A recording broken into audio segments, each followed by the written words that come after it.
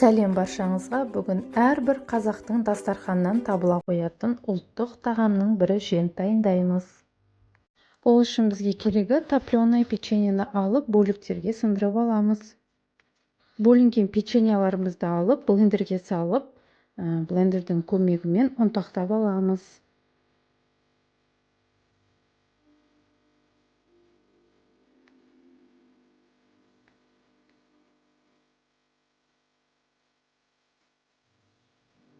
Ұнтақталған печеньяларымызды бөлек ыдысқа аударып, кейін үстінен тары талқанын қосып аламыз.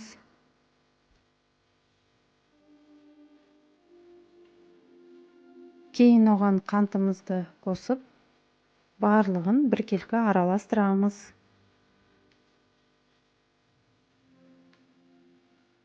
Массамызға ыстық ерітілген сары майымызды құйып аламыз.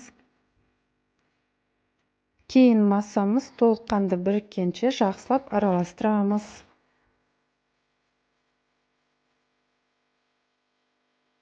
Дайын болған массамызды силиконды кішірек формаларға тығыздап толтырып салып шығамыз.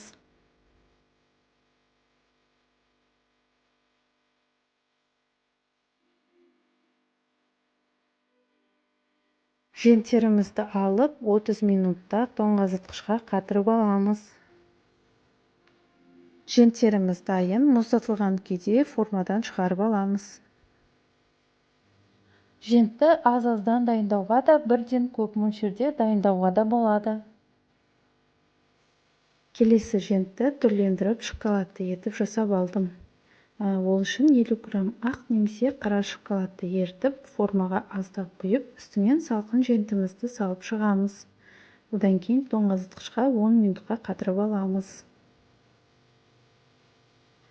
Жент қазақтың асы шеберлікпен жасайтын әрі өте дәмді, тағамдық нәрі мол, жеңсік тағамдардың бірі. Өйткені тары дақылының тағамдық құнары мен түрлі емге тигізер пайдасы зор.